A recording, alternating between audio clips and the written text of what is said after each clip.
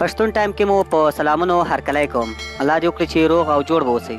له هر څه نه مخکې که تاسو زموږ چینل نوي سبسکرایب کړئ نو مهرباني وکړئ زموږ چینل در سره سبسکرایب کړئ. د نړۍ تر ټولو کوچنی زیږېدلی ماشوم د نړۍ تر ټولو وړوکی زیږېدلی ماشوم چې د کالیفورنیا ایالات په یو روغتون کې زیږېدلی و په ماشین کې د څو میاشتو پالنې وروسته کور ته ولېږدل شو. د زیږېدنې پر مهال د دغه ماشوم وزن د یوې لویې مڼې په اندازه یا 245 ګرامه و. دغه ماشوم د حمل په 23مه د کالیفورنیا ایالات د سندیاګو ښار په یو روغتون کې پیدا شوی و.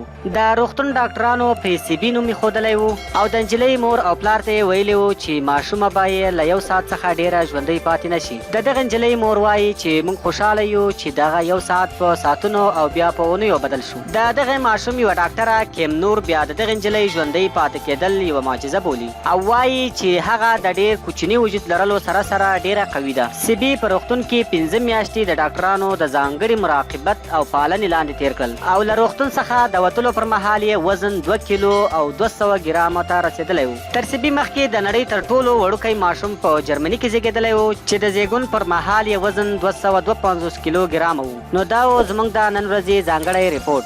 امید ده چې ویډیو مو خوښه شوي. که مو ویډیو خوښه شوي نو چینل در سره سبسکرایب کړئ. مننه.